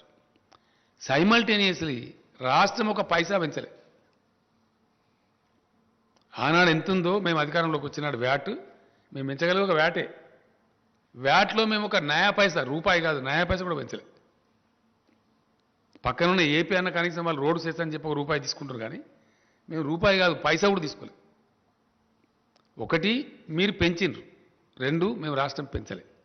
ఇలా మమ్మల్ని తగ్గించి మనం ఎట్లా మాట్లాడతావు? నువ్వు ఏ నైతికతతో మాట్లాడతావు? అంటే అడ్డం పొడుగు ఇష్టం వచ్చినట్టు, నోటికొచ్చినట్టు ఏదైనా సరే మాట్లాడచ్చని చెప్పి ఒక అహంకారంతో మాట్లాడుతూ ఉన్నారు. మితిమీరి, అతిమీరి, అడ్డదిడ్డంగా మాట్లాడుతూ ఉన్నారు. నేను ఇక్కడ ఒకటే మాట మనం చేసేది ఏంటంటే, నన్ను వ్యక్తిగతంగా నిందించినా నేను పడ్డా. ఇదే రాష్ట్ర బీజేపీ అధ్యక్షుడు చాలా చిల్లరగా, చాలా నీచంగా, చాలా దారుణంగా కేసీఆర్ను జైలుకు పంపిస్తాం, మా వ్యూహం మాకుంది, మా జాతీయ అధ్యక్షుడు చెప్పిండు నాకు అని బహిరంగ ప్రకటనలు చేసిండు. అయినా మేము కేర్ చేయలే. ఏనుగోంగా ఎన్ని కుక్కలు మరుగుతాయి అనుకుని నన్ను జైలుకు పంపిస్తావాను? బలుపా, అహంకారమా? ఏం కన్నులు నెత్తికొచ్చినాయా? ఎవరితో మాట్లాడుతున్నావు నువ్వు? ఇంత అహంకారం ఏంది నాకు అర్థం కాదు. తప్పులు చేసేది మీరు, ప్రజల మీద భారం వేసేది మీరు, రైతులను మోసం చేసేది మీరు, రైతులు పండించే ధాన్యాన్ని కొనంది మీరు. మీ అసమర్థతను, మీ తెలివి తక్కువతనాన్ని, మీకు పరిపాలించలేని శక్తి లేనితనాన్ని ఇలా రాష్ట్రాల మీద రుద్ది, రాష్ట్రాల ముఖ్యమంత్రులను జైలు పంపుతావాను? ముడతావా కేసీఆర్ను? ముట్టు చూడు బిడ్డ, టచ్ చేసి చూడు కేసీఆర్ను. కేసీఆర్ను జైలుకు పంపి నువ్వు ఇక్కడ బతికి బట్టగాడి తిరుగుతా అనుకుంటున్నావా? ఏమి మేము చేతులు ముడుచుకొని కూర్చున్నాం అనుకుంటున్నావా? ఇష్టం వచ్చినట్టు మాట్లాడచ్చునా? ఇష్టం వచ్చిన ప్రచారాలు చేయొచ్చునా? సోషల్ మీడియాలో ప్రచారం, బయట ప్రచారం, అన్ని అబద్ధాలు, అన్నిటికన్నీ. మేమేదో డబ్బులు ఇస్తే మేము డైవర్ట్ చేసినట్టు మాట్లాడడం. ఇచ్చిన డబ్బులు మిమ్మల్ని జాదే తెలంగాణ అయ్యాల. అది నేను చెప్తలేను, రిజర్వ్ బ్యాంక్ ఆఫ్ ఇండియా చెప్పింది. It's not my statement. Reserve bank of India best contributing స్టేట్స్లో the best contributing state is Telangana అని చెప్పింది. మేమిచ్చే డబ్బుల మీద మీరు నడుపుతారు ఢిల్లీ, మీరు ఇచ్చే డబ్బుల మీద మేము నడపలేము. మొత్తం మీద ఈ 7 ఏళ్లలో, గతించిన 7 ఏళ్ల కాలంలో రాష్ట్రానికి కేంద్రం నుంచి వచ్చిన సొమ్ము కేవలం 42,000 కోట్ల రూపాయలు. Only 42,000 crores. అది అన్ని రాష్ట్రాలకు వచ్చినట్టు మనకు వచ్చింది. మెయిన్గా దానిలో 2-3 స్కీమ్లే ఉంటాయి. ఒకటి నరేగా, రెండవది NRHM, national rural health machine, మూడవది సర్వశిక్ష అభియాన్ అని ఎడ్యుకేషన్. ఇంతకు మించి రావు డబ్బులు. ఒక్కరోజు కూడా ₹1 ఇయ్యలేదు. స్టేట్ రీఆర్గనైజేషన్ చట్టం ఏదైతే ఉందో ఆ చట్టం ప్రకారంగా 450 కోట్లు మనకు రావాలి. BRGF funds, backward region development funds ఎగ్గొట్టిండ్రు. అవి తీసుకొని రారు వీళ్ళు, అవి మాట్లాడరు, దాని గురించి మాట్లాడరు. మంత్రుల మీద, ముఖ్యమంత్రి మీద పెద్దంతరం చిన్నంతరం లేకుండా కళ్ళు నెత్తికెక్కి ఎంత పడితే అంత మాట్లాడి, మేము ఎందుకంటే రాష్ట్రం కొత్తగా తెచ్చుకున్నాం, ఎందుకు మనకు పెద్ద కేంద్రంతో అంత పెద్ద అప్ఫ్రంట్ కన్ఫ్రంటేషన్ ఎందుకు, ఒక పద్ధతిగా రాష్ట్రాన్ని సెటిల్ చేసుకుందామని మేము ఓపిక వహించి, సంయమనం వహించి, కేంద్రం సహకరించకున్నా 5 సంవత్సరాలు హైకోర్టు విభజన చేయలే. ఎందుకు చేయలేదు నేను అడుగుతా ఉన్నా? ఏం కారణం చేసి చేయలేదు? మీది అసమర్థ ప్రభుత్వం కాదా? Why did not you separate the high court for 5 long years? What was the intention behind it? రాష్ట్రం వస్తుంది, రాష్ట్రానికి నీళ్ళ వాటర్ రావాలి. మేము అడిగినాం, కేంద్ర ప్రభుత్వాన్ని అడిగే అధికారం మాకు ఉంది కాబట్టి అడిగినాం. సెక్షన్ 3 కింద ట్రిబ్యునల్కి రిఫర్ చేయండి, మాకు వాటర్ తేల్చాలని చెప్తే ఈరోజు తేల్చరు. ఏం కారణం? మీ అసమర్థతనా, మీ అవివేకమా, మీ తెలివి తక్కువతనమా, మీ చేతగాంతనమా? అది చేత కాదు మీకు, అది మాట్లాడేది లేదు. బీఆర్జీఎఫ్ ఫండ్స్ 450 కోట్లు రావాలి, దాని గురించి మాట్లాడేది లేదు. చట్టం ఉంది, నవోదయ పాఠశాలల చట్టం ఉంది. ఇప్పటికీ 50 దరఖాస్తులు ఇచ్చిన ప్రధానమంత్రికి నేను 50. కొత్త జిల్లాకు ఒక నవోదయ పాఠశాల పెట్టి తీరవాలే కేంద్ర ప్రభుత్వం అని చట్టం ఉంది. ఇది యాక్ట్ ఉందండి, మీరు యాక్ట్ కింద మాకు ఇవ్వాలి ధర్మం అని చెప్పి కొత్త జిల్లాలకు నవోదయ పాఠశాల ఇవ్వమంటే ఒక్కటి కూడా ఇవ్వలే. నో. 157 కళాశాలలు, మెడికల్ కళాశాలలు మంజూరు చేస్తే తెలంగాణకు ఒకటి ఇవ్వలే. Not even 1. ఏడవన్నారు ఈ బీజేపీ నాయకులు? ఇక్కడ నుంచి ఉన్న కేంద్ర మంత్రి ఎక్కడ వండుకున్నాడు? ఇక్కడ నుంచి ఉన్న ఎంపీలు ఎక్కడ వండుకున్నారు? What is your answer? First దీనికి సమాధానం చెప్పు. ఇప్పుడు మేం పెడతాం ధర్నాలుగా. ఎస్, ఉత్తర భారతంలో రైతులు ఎవరైతే కొట్లాడుతున్నారో వాళ్ళకి అండగా నిలుస్తాం. రైతు వ్యతిరేక చట్టాలు మొత్తం విత్డ్రా చేసుకోవాలి, ధర్నా చేస్తాం. డెఫినెట్గా సీరియస్గా కొట్లాడతాం. పెట్రోల్ మీద పెంచినటువంటి సెస్సులు, పెట్రోల్ డీజిల్ మీద వెంటనే విరమించుకోవాలి. మిమ్మల్ని పండనీయం, నిల్వనీయం. తెలంగాణలో పండించే వరి ధాన్యాన్ని పూర్తిగా కొనుగోలు చేయాలి. దమ్ముంటే ఈ రాష్ట్ర అధ్యక్షుడు నోటి మాటలు, సొల్లు పురాణాలు మాట్లాడడం కాదు, పోయి తీసుకొని రా ఆర్డర్ను, నేను నిలబడేపిస్తా వరిధాన్యం. 70-80 లక్షలలో ఇప్పుడు వరిధాన్యం వేసే అవకాశం ఉంది తెలంగాణకు. అద్భుతమైన ఉత్పత్తి వస్తూ ఉంది. రైస్ మిల్లర్లు కూడా వాళ్ళ కెపాసిటీ పెంచుకున్నారు. తీసుకురా నువ్వు ఆర్డర్. నువ్వు కేంద్రం వడ్లు తీసుకుంటా అంటే కేసీఆర్ వద్దంటుండా? ఏం చెప్తున్నావు నువ్వు? ఎంత బాధ్యత రహితంగా మాట్లాడుతున్నావు? నువ్వు మాట్లాడవచ్చునా? అట్లా మాట్లాడి తిరుగుతా అనుకుంటున్నావు తెలంగాణలో? కేసీఆర్ బతికుండగానే తెలంగాణ రైతులు నాగం చేస్తావా నీ సొల్లు పురాణంతో? చేయగలుగుతావా? దా, నువ్వు కొంటాను నిన్న మాట్లాడినావు కదా, మెడలు వంచుతాను. నీ మెడలు నేను వంచానా? మరి నీ మెడలు వంచులుగా ఇరుస్తాం దెబ్బన ఒక రైతుల ధాన్యం తీసుకోకపోతే. తెస్తావా ఆర్డర్? నీ పార్టీ అధికారం ఉంది కదా ఢిల్లీలో, తీసుకొని రా. వారం లోపల తీసుకురా. అడ్డం పొడుగు మాట్లాడడం కాదు కదా. నీకు దమ్ముంటే నిన్న రాత్రి కూడా మాట్లాడాను నేను. ఒకవైపునేమో పంటల మార్పిడి చేయించండి, వరిధాన్యం వేయించకండి అని రాతపూర్వకంగా ఇస్తారు, మీకు ఇచ్చిన సెట్లలో ఉంది, దయచేసి మీరు చూడండి అది. ఆన్ ద అదర్ హ్యాండ్ వరిధాన్యం వేయమంటావు నువ్వు అంటావు. ఢిల్లీ బీజేపీ వరిధాన్యం వేయొద్దంటది, ఇక్కడ సిల్లీ బీజేపీ వరిధాన్యం వేయాలట. ఏది కరెక్టు? ఢిల్లీ బీజేపీ కరెక్టా, ఇక్కడ సిల్లీ బీజేపీ కరెక్టా? What is right? నేను మాట్లాడినా వ్యవసాయ శాఖ మంత్రి గారు, నేను కూర్చొని ఇది ఏం స్టేట్మెంట్ అని నాకు అర్థం కాదు. ఈ దరిద్రుడు ఇట్లా ఇచ్చిండు, ఇది బాధ్యత ఉందా, బరువు ఉందా, అసలు ఏం నాకు అర్థం కాదు, తమాషా అని చెప్పి అడిగితే మాట్లాడితే నేను కేంద్ర మంత్రిని అడిగినాను నిన్న. ఏమండి మరి నువ్వు నాకు స్వయంగా ఇట్లా చెప్పినావు, మార్చమని చెప్పినావు, నాతో రాయించుకున్నావు, బాయిల్డ్ రైస్ ఒక కిలో కూడా ఇయ్యమని చెప్పి ఇంకో 5 లక్షలు నిధులను పెండింగ్ పెట్టుకున్నావు. ఈ సంవత్సరం టార్గెట్ ఇవ్వమంటే ఇస్తలేవు, ఇంకా తెలుస్తలేదు. మరి మీ అధ్యక్షుడు వరి మాత్రమే పండించండి, ఎట్లా కొనరో చూస్తాం, ఎవరు కొంటారు, నువ్వా నేను కొనేదని అడిగిన. నేను ఐసా కైసా బోల్తే బోలే. ఇలా పేపర్లలో వస్తే తెప్పించుకొని చూడమని చెప్పింది. ఎలక్ట్రానిక్ మీడియాలో ఆల్రెడీ వచ్చింది, నువ్వు తెప్పించుకొని చూడు, పేపర్లు తెప్పించుకొని ఇలా మీ ఇంటెలిజెన్స్ ద్వారా తెప్పించుకోండి ఏం మాట్లాడిండో అని అడిగినాం. నేనేమంటున్నా అంటే నువ్వు తీసుకురా, ఆర్డర్ తీసుకురా. కేంద్రం కొంటాను నేను వద్దంటున్నా. యాసంగిలో వరి పెట్టుకునే అవకాశం డిసెంబర్ ఎండింగ్ దాకా ఉంటుంది. నేను తెలంగాణ రైతాంగానికి ఒకటే మనవి చేస్తా ఉన్నా, డిసెంబర్ చివరి దాకా కూడా మనం వరి ధాన్యం పెట్టుకోవచ్చు. ఈ సిల్లీ బీజేపీ, దొంగ బీజేపీ ఆర్డర్ ఇస్తుందా? ఈ ఆర్డర్ తీసుకురా. 1.5 కోటి టన్నులు తీసుకుంటాం బాయిల్ రైస్ అని చెప్పి తీసుకురా. మొత్తం నేనే సీడ్ సప్లై చేపించి బ్రహ్మాండంగా నేనే పంట వేపిస్తాను నిలబడి. అన్ని జిల్లాల మంత్రులు, ఎమ్మెల్యేలు నిలబడి బ్రహ్మాండంగా పొలాలు చేపిస్తాం, కావాల్సినంత పట్టేంత వాటర్ ఉన్నది. ఫుల్ పవర్ సప్లై చేస్తున్నాం, పెట్టుబడి ఇస్తున్నాం రైతాంగానికి.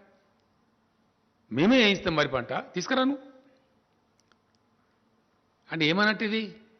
బాధ్యతారహితంగా ఇష్టం వచ్చినట్టు సొల్లు పురాణం మాట్లాడుకుంటా, అబద్ధాలు ప్రచారం చేసుకుంటా మేము ఇట్లే తిరుగుతామంటే ఇప్పటిదాకా చెల్లింది. But now you will face. వర్షాకాలం ధాన్యం తీసుకునేదాకా నిద్ర పోనీయం, యాసంగి పక్కకు పెట్టు. కేంద్ర ప్రభుత్వాన్ని నిద్ర పోనీయం, ఇక్కడ వీళ్ళని కూడా తిరగనీయం బజార్ మీద. మేం చేస్తాం ధర్నా. మీ ధర్నా సంగతి ఏందో మెడలు ఎవరు ఇవ్వంచాను, నీ ఇవ్వంచాను, నా ఇవ్వంచాను, ఎవరు ఇవ్వంచాను, ఏ ప్రభుత్వాన్ని ఇవ్వంచాను ప్రజల ముందు పెడతాం బజార్లు. చాలా ఇష్యూలున్నాయి, ఇంకా చాలా అనేకమైన ఇష్యూల్ని. ఇన్ని రోజులు ఎందుకన్నా మేము ఒక మర్యాదగా పద్ధతిగా కొత్త రాష్ట్రం కాబట్టి దీన్ని సెటిల్ చేసుకుందాం అని చెప్పినాం. అన్ని ఉల్టా పల్టా మాట్లాడతారు, ప్రతి విషయానికి ఉల్టా పల్టా మాట్లాడతారు, ప్రతి విషయానికి అబద్ధాలు చెప్పడం. మీకు చేత కాదు, మీరేం చేయలే. మేము కమిట్మెంట్ ఉన్నోళ్ళం, మీ రాష్ట్రం తెచ్చిన వాళ్ళు. ఎస్, మేము దళిత బంధు పథకం తెచ్చినాం. 100కు 100% దాన్ని అమలు చేస్తాం. మాకు చిత్తశుద్ధి ఉంది. It's our agenda. స్పష్టంగా చెప్పిన ఉప ఎన్నిక రాగానే దొంగ మాటలు మాట్లాడడం, అబద్ధాలు చెప్పడం, సోషల్ మీడియాలో ఇష్టం వచ్చినట్టు అవాకులు చెవాకులు పెరగడం, ఇష్టం వచ్చిన పద్ధతులు ఎవరు పడితే వాళ్ళను ఏది పడితే అది మాట్లాడడం, ప్రజలను తప్పుదారి పట్టేయడం. ఇన్ని రోజులు మీ ఆటలు చెల్లినాయి బిడ్డ. మీ నోటికొచ్చినట్టు కూస్తున్నారు కారుకూతలు. దళితుల కోసం గిరిజనుల కోసం పెట్టినటువంటి అట్రాసిటీ చట్టాన్ని పట్టుకొని ఒక విధవ లొటపీస్ చట్టం ఉంటాడు. ఎవరు లొటపీస్?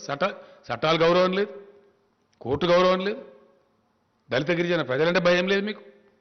ఏం తమాషా చేస్తున్నారా ఈ రాష్ట్రంలో? ఏమో మీ అరాచకమా?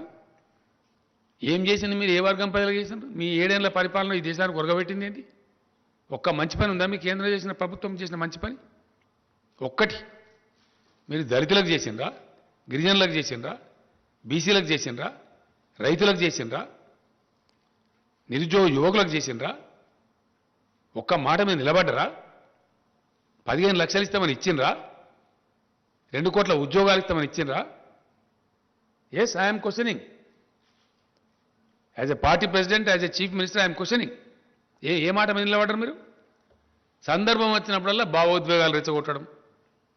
అయితే అంతర్జాతీయ సరిహద్దు భావోద్వేగాలు రెచ్చగొట్టాలి, లేకపోతే మతపరమైన భావోద్వేగాలు రెచ్చగొట్టాలి, ఓట్లు దండుకోవాలి. ఇదా రాజకీయం? ప్రజలతో తిలగాటమాడే పద్ధతి ఇదా?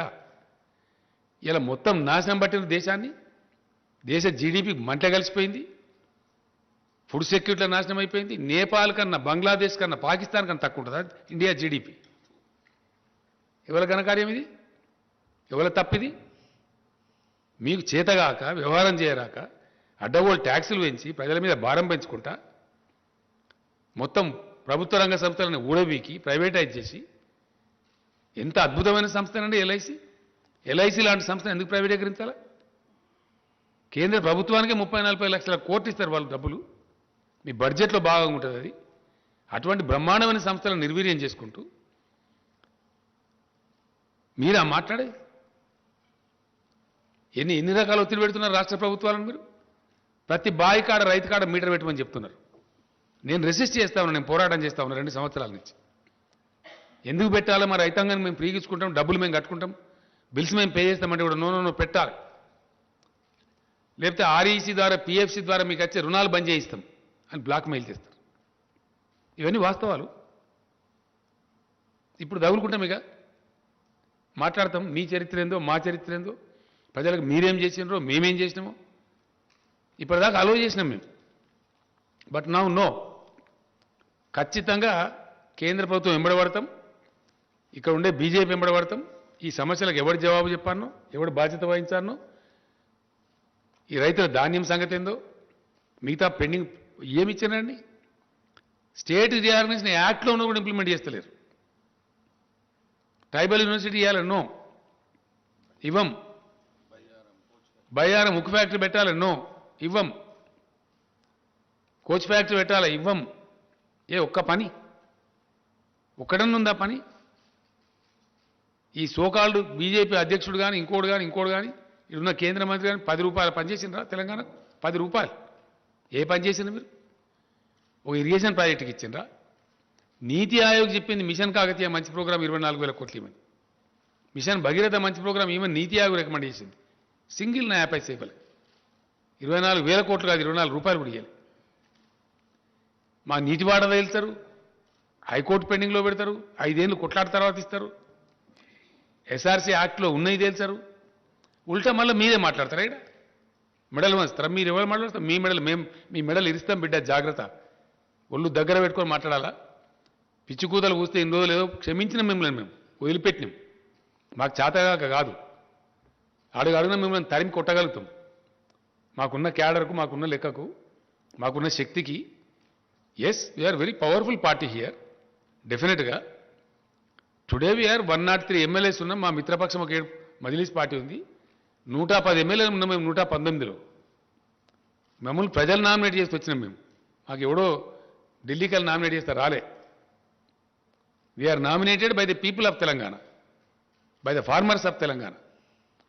Now today, for the convenience of union government, I am demanding the union food minister to declare the government of India policy. Please say what is that you are going to take, what is that you are not going to take. Telangana రైతాంగాన్ని మీరు మోసం చేయవద్దు. మేము రైతులను కడుపులో పెట్టి కాపాడుకుంటున్నాము. మీ చిల్లర రాజకీయాల కోసం వాళ్ళ బతుకులు నాశనం చేస్తామంటే చూస్తూ ఊరుకోడు కేసీఆర్. మా ఇష్టం వచ్చినట్టు మాట్లాడి బాధ్యతారహితంగా మాట్లాడతామంటే మీ మెడలు ఇస్తాం, జాగ్రత్త. ఎస్, డెఫినెట్గా నాలుగే ఉంది కదా, ఇష్టం వచ్చినట్టు మాట్లాడడం, అడ్డగోలుగా మాట్లాడడం. వట్టిగానే ప్రాజెక్టులలో అవినీతి జరిగింది. ఎక్కడ జరిగిందా? పెట్టు కేసు, నీ దమ్ముంటే. Yes, conduct enquiry, we are ready. What rubbish you are talking on the streets? ఇష్టం వచ్చినట్టు మాట్లాడుకుంటా, కుక్కలు మురిగినట్టు మురుక్కుంటా, చట్టాలను మాట్లాడుకుంటా, మనుషులను మాట్లాడుకుంటా, అడ్డగోలు ప్రచారాలు చేసుకుంటా. ఇంకా సహించాం, జాగ్రత్త, బీ కేర్ఫుల్. మేము ఉద్యమాలు చేసిన వాళ్ళం, మహామహా రాకాసులతో కొట్లాడిన వాళ్ళం. ఈ గోకాసులు ఏం లేక నలిసి పారేస్తాం. తమాషా చేస్తున్నారా ఈ రాష్ట్రంలో? What is this? ఇప్పటిదాకా మేము ఎందుకన్నా మంచి పద్ధతిలో పోయినాం. నేను ప్రధానమంత్రి కూడా చెప్పిన, మీరు చేయాల్సినవి చేస్తలేరు, అయినా మేము మీకు కోఆపరేట్ చేస్తున్నాం. అనేక సందర్భాల్లో కోఆపరేట్ చేసినాం. President of India election cooperate చేసినాం, vice president of India election cooperate చేసినాం, అనేక బిల్స్ పాస్ చేసేటప్పుడు కోఆపరేట్ చేసినాం. మా మీద ఎందుకంటే మీరు అనవసరంగా ఇట్లా చేస్తారని చెప్పి నేను చెప్పిన, మర్యాదతో చెప్పిన. మేము సంస్కారవంతంగా ఉన్నామని చెప్పిన. ఇంత కుసంస్కారుల్లాగా, హీనుల్లాగా దిగజారిపోయి రాజకీయాలను దిగజార్చుకుంటూ, రాజకీయ విలువలు దిగజార్చుకుంటూ, ఇష్టం వచ్చిన పద్ధతిలో మాట్లాడుకుంటూ ఎవరిని మోసం చేస్తారండి? ఎన్ని రోజులు చేస్తారు? ఎంతకాలం చేస్తారు? నువ్వు ఇప్పటిదాకా క్షమించడం కానీ బీ కేర్ఫుల్, జాగ్రత్త. నేను రాష్ట్ర బీజేపీ అధ్యక్షునికి వార్నింగ్ ఇస్తా ఉన్నా. నువ్వు మనిషివే అయితే, నీకు నిజాయితీ ఉంటే ఢిల్లీకి పోయి ఆర్డర్ తీసుకురా. యాసంగిలో వడ్డేమని చెప్పినావు కదా, మొత్తం ధాన్యం కేంద్రం మేము తీసుకుంటామని ఆర్డర్ తీసుకురా. పంటలు నేనే ఇస్తా, మంచి విత్తనాలు నేను సప్లై చేపిస్తా. అడ్డం పొడు ఇష్టం వచ్చినట్టు మాట్లాడతాం. కరెంట్ ఇస్తాం, నీళ్ళు ఇస్తాం, మందులు ఇస్తాం, అన్ని ఇస్తాం. మొత్తం కొనుగోలు చేసి అప్పగిస్తాం, ఒక గింజ లేకుండా. నేను రైతు సోదరులకు ఒకటే మాట మనం చేస్తా ఉన్నా, ఈ అల్లా టప్పగాల మాటలు పట్టుకుంటే దెబ్బతింటాము. మీ ప్రాంతాలలో మీ వ్యవసాయ అధికారులను సంప్రదించండి. వరి కాకుండా ఇతర పంటలే వేసుకోండి. వీళ్ళు మోసం చేస్తారు, మనకు తీసుకోరు. మా తనలాట ఏంటంటే మీరు మంచిగా ఉండాలని, మా రైతులు బతకాలని, పంట పండించిన రైతుకు 10 రూపాయలు రావాలని చెప్పి, రైతు జేబులకు డబ్బులు రావాలని మేము కొట్లాడుతున్నాం. రైతును ముంచి రాజకీయం చేసి మీ ఓట్లకు, మీ డబ్బాలకు ఓట్లు రావాలని వాళ్ళు కొట్లాడుతున్నారు. కుటిల నీతి ఇది. ఈ కుటిల నీతిని రైతాంగం గమనించాలి. ఒకటే ఒక మాటను అర్థం చేసుకోవాలి రైతాంగం. 7 ఏళ్ల నుంచి మీకు ఇండియాలో ఎక్కలేనటువంటి సదుపాయాలు చేసింది టీఆర్ఎస్ గవర్నమెంట్. చేసి వాస్తవం కాదా? మిషన్ కాకతీయ చేస్తే ఎంత అద్భుతంగా ఉన్నాయి చెరువులు. ఒక్క చెరువు దిగిపోయిందా? పోయిన సంవత్సరం భయంకరమైన వర్షాలు కురిసినాయి. ఈ సంవత్సరం కూడా చాలా ఎక్సెస్ రైన్ఫాల్ అయింది. ఇక్కడ ఒక్క చెరువు దిగలేదే తెలంగాణలో. బోర్లన్నీ మోటార్ పెట్టకుండా మీదికి పోస్తున్నాయి కదా బోర్లన్నీ. ఇలా ఊడలు పెట్టినాయి కదా, జాలు వారుతున్నాయి కదా తెలంగాణలో. ఇంత అద్భుతమైన సృష్టించింది తెలంగాణ టీఆర్ఎస్ గవర్నమెంట్. ఎస్, భూగర్భ జలాలు పెంచినాం, ప్రాజెక్టులు కంప్లీట్ చేసినాం, కొత్త ప్రాజెక్టు నిర్మాణం చేసినాం అతివేగంగా, లక్షల ఎకరాల నిలిచే పరిస్థితి తెచ్చినాం, అద్భుతమైన హై క్వాలిటీ పవర్ ఇస్తున్నాం, పెట్టుబడి ఇస్తున్నాం. ఇన్ని మంచి చేసిన వాళ్ళము మీరు బతుకుండాలని మేము కోరుకుంటాం.